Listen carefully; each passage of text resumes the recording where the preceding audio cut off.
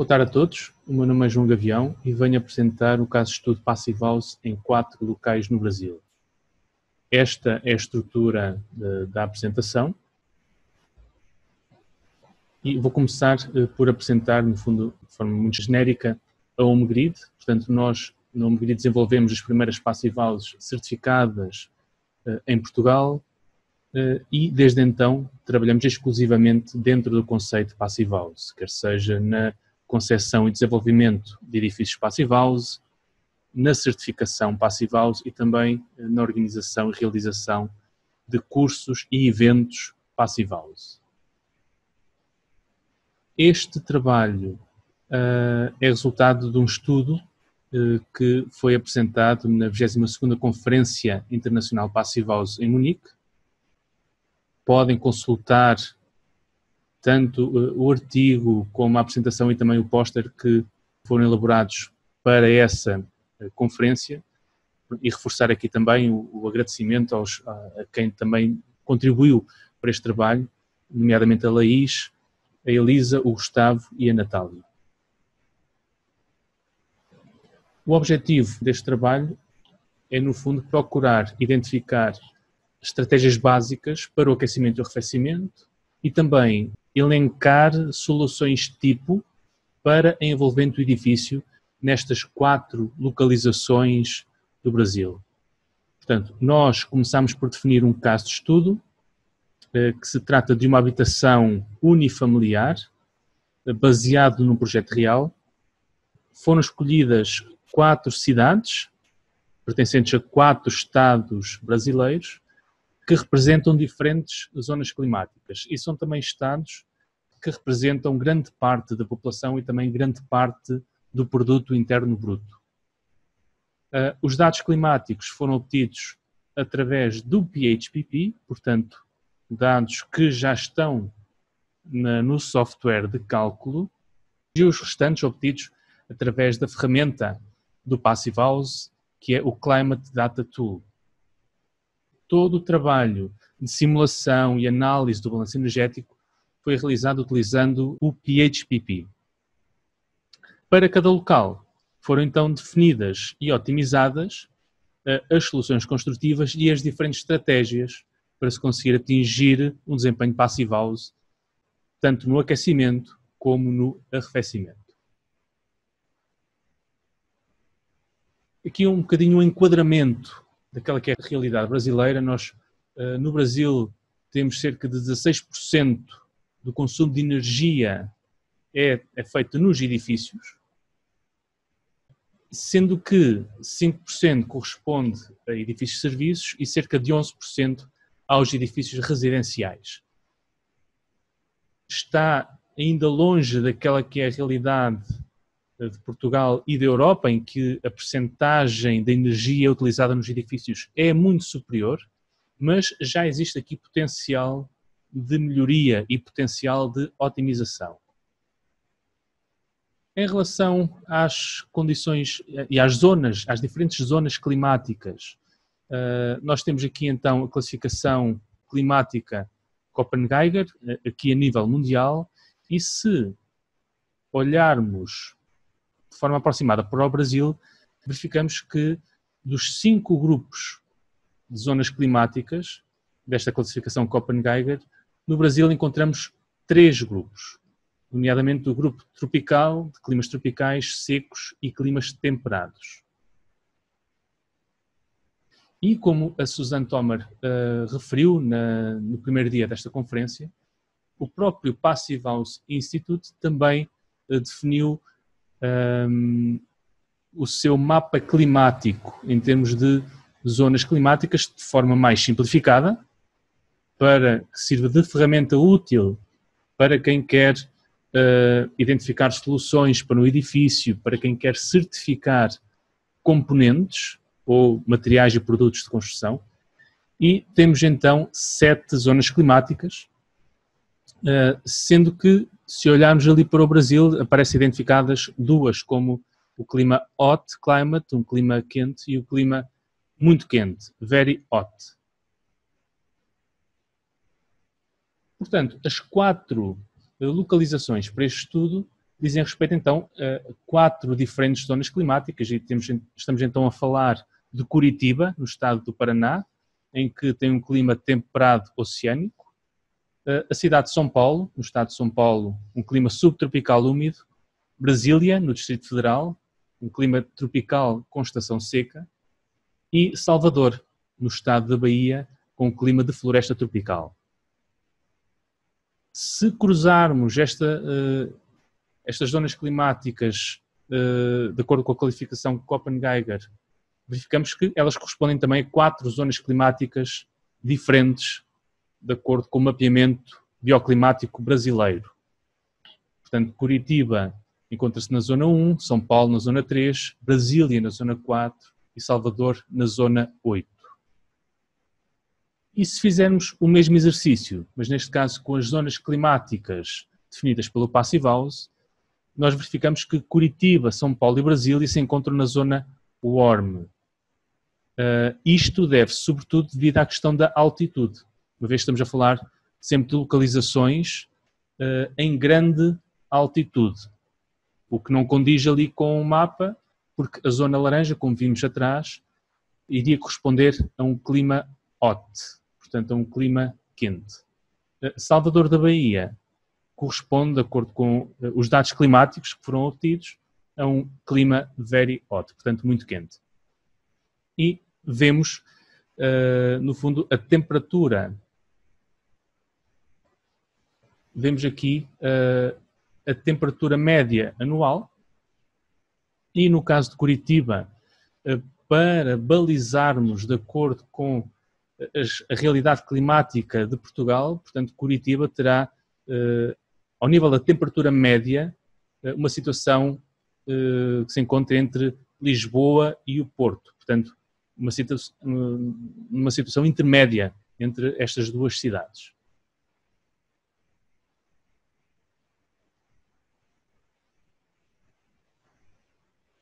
Conseguimos também identificar nesta tabela, portanto, qual é que foi a temperatura mais baixa alguma vez registada nestas localizações, e aqui destacamos o caso de Salvador, no estado da Bahia, em que a temperatura mais baixa alguma vez registada e medida foi de 16 graus, o que demonstra que de facto estamos perante um clima muito quente, a que depois, como veremos mais à frente, é agravado também pela elevadíssima umidade relativa.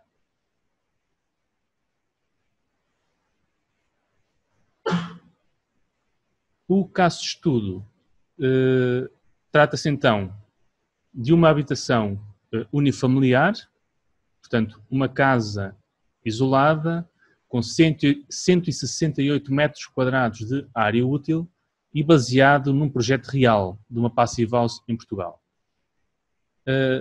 Tem integrado estratégias de desenho solar passivo, também tem elevada inércia térmica, as janelas foram definidas com soluções standard, portanto caixilharias já de bom desempenho e um vidro duplo.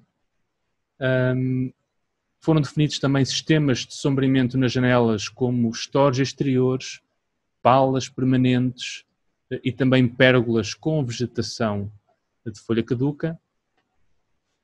Temos um traçado de ventilação, um sistema de ventilação com recuperação de calor que tem um traçado curto, portanto é um traçado otimizado para reduzir as perdas, como se pode ver aqui na planta do edifício, e também procurar assegurar a estanquidade ao ar do edifício e a ausência de pontes térmicas. Portanto, procurar aplicar aqui aqueles que são os princípios Passive House. Fomos fazer o mesmo exercício nas restantes localizações e em São Paulo temos então uma solução de cobertura com valor de U de 0,40, 7 a 9 cm de isolamento. Nas paredes, um valor de U de 0,50, 5 a 6 cm de isolamento. No pavimento, um valor de U de 0,80, aproximadamente 4 cm de isolamento. E a mesma solução de janelas, portanto o valor de U de 1,37 watts por metro quadrado Kelvin. Em Brasília, na cobertura a vermelho um valor de U de 0,50, nas paredes um valor de U de 0,50, no pavimento um valor de U de 0,80 e a mesma solução de janelas com valor de U de 1,37. Por fim, em Salvador, temos na cobertura um valor de U de 0,20 watts por metro quadrado Kelvin, correspondendo a entre 16 a 18 centímetros de isolamento térmico na cobertura. Na parede, um valor de U de 0,4, 7 a 8 centímetros. No pavimento, um valor de U de 0,50, correspondendo aproximadamente a 8 centímetros de isolamento, e um valor de U das janelas instaladas de 1,38. Este valor é ligeiramente diferente dos anteriores devido à redução da área de janelas, neste caso em Salvador. E vemos então aqui a visão global das soluções adotadas. Portanto, para os 4 climas, para, neste caso, as 4 zonas de envolvente. Cobertura, a vermelho, verde para as paredes, amarelo para o pavimento e azul as janelas. Convém relembrar então quais é que são os requisitos Passive House, no fundo, para termos conforto térmico, temperaturas entre os 20 e os 25 graus, portanto, temperatura mínima de inverno e máxima de verão do interior dos edifícios, temos então limites para a energia necessária para o aquecimento, para o arrefecimento e para a energia primária, ou seja, toda a energia utilizada no edifício, mas neste caso contabiliza-se a energia primária. O último requisito é a estanquidade ao ar, que tem de ser avaliado por um ensaio realizado ao próprio edifício, portanto o teste N50, o Blower Door Test. No que diz respeito às estratégias para aquecimento e arrefecimento, nós criámos esta estrutura, portanto dividimos soluções de aquecimento a vermelho, soluções de arrefecimento a azul e dentro das soluções de aquecimento identificamos soluções para promover os ganhos de calor e soluções para reduzir as perdas de calor.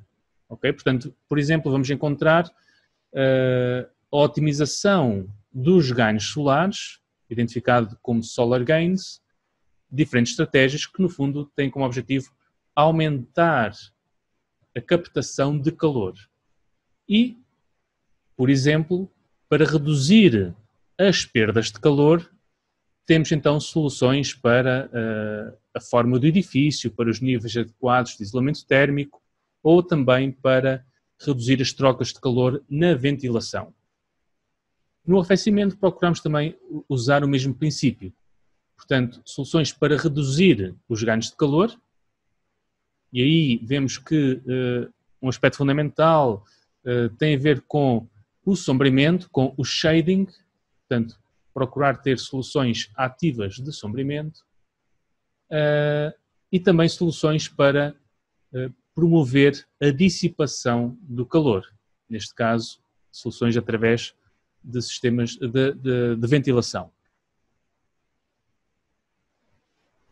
Para São Paulo, verificamos que temos basicamente as mesmas estratégias de aquecimento, se bem que com menor necessidade, e já temos mais estratégias de arrefecimento. Não vamos entrar aqui em detalhe em cada uma delas, isto vai estar disponível para depois consultarem, mas já houve essa maior necessidade de termos mais estratégias e todas elas estão a ser aplicadas no edifício e foram, o seu efeito no desempenho foi estudado e simulado no PHPP.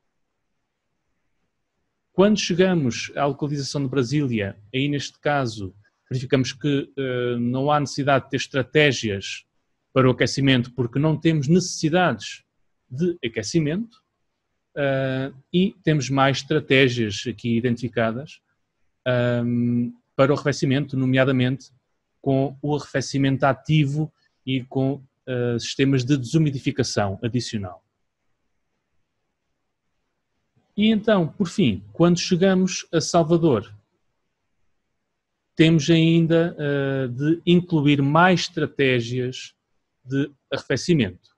Portanto, tanto ao nível da redução dos ganhos de calor, portanto, e aqui aquilo que já foi referido, a redução da área de janelas, o aumento ainda maior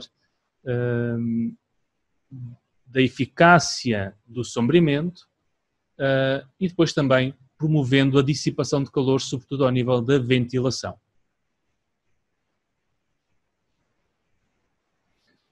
E isto levou-nos, colocando todas as estratégias em simultâneo, no fundo, a identificar estratégias para aquecimento e para arrefecimento, em que se verifica claramente que há um maior peso das estratégias para arrefecer, ou seja, indicando que, de facto, apesar de, em Curitiba, podemos ter um clima que se pode considerar um clima similar ao que temos em Portugal, mas nos restantes locais estudados, uma maior prevalência em termos de cuidados com o verão, ou seja, com o arrefecimento. Por fim, apresentamos então aqui aqueles que são os resultados obtidos na simulação do desempenho energético, portanto, obtidos através da análise do PHPP, e verificamos que em Curitiba conseguimos obter o conforto no verão de forma puramente passiva, portanto, estamos a cumprir com os requisitos Passive House, não existindo frequência de sobreaquecimento. Portanto, conseguimos, de forma puramente passiva, atingir o conforto no verão e as necessidades de aquecimento abaixo daqueles que são os valores limite, os valores máximos admitidos. Em São Paulo, já conseguimos atingir o desempenho Passive House com sistemas ativos de arrefecimento, portanto, não conseguimos atingir com sistemas puramente passivos. Neste caso, os critérios Passive House passam a ser as necessidades anuais de arrefecimento, que neste caso são de 5 kWh por metro quadrado do ano. Em relação ao desempenho de inverno, verificamos que as necessidades anuais estão próximas do zero e a carga de aquecimento está nos 7 watts por metro quadrado, ou seja, no pico do inverno, na pior situação possível do inverno em São Paulo, esta é a potência necessária em termos de energia térmica que precisamos de injetar ou introduzir no edifício para termos então o conforto térmico desejado. Em Brasília, verificamos que não temos, como já tínhamos visto atrás, necessidades de aquecimento, portanto, deixa de ser aqui o foco da nossa análise, e conseguimos cumprir com o desempenho no verão com valores bastante abaixo daqueles que são os valores máximos admissíveis, portanto, conseguimos cumprir facilmente com o desempenho Passive House, adotando aquelas soluções e aquelas estratégias que foram apresentadas. Por fim, em Salvador, verificamos que não temos preocupações com o aquecimento. O desempenho no verão é alcançado, portanto, conseguimos cumprir com os critérios alternativos que aparecem aqui identificados, portanto, necessidades de 54 kWh por metro quadrado ano e uma carga de 8 watts por metro quadrado. E conseguimos, deste modo, atingir o desempenho Passive House e garantir o conforto térmico dentro desses requisitos. Este trabalho permitiu, então, tirar as seguintes conclusões: que apenas em Curitiba e também em São Paulo, mas com menos importância, menos relevância, temos necessidades de aquecimento, ou seja, temos de definir soluções e estratégias para garantir o bom desempenho no período de inverno. Em Curitiba Podemos atingir o conforto no verão com recurso a sistemas de arrefecimento puramente passivos, portanto, sem haver sistemas ativos de arrefecimento, que, sobretudo nos climas mais quentes, temos de prever no projeto estratégias para desumidificação e para arrefecimento ativo, sobretudo em Salvador, que é o clima mais quente e mais úmido.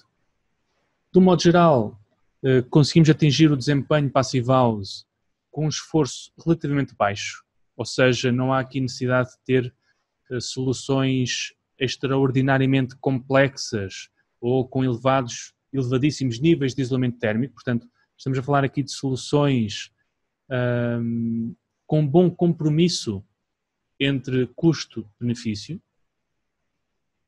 Concluímos também que as estratégias solares passivas e bioclimáticas são cruciais para se conseguir esta otimização do custo-benefício. Ou seja, o caso de estudo que foi aqui apresentado tem estes princípios incorporados no seu projeto, ok? E verifica-se que, de facto, isso contribui grandemente para esta otimização do custo-benefício.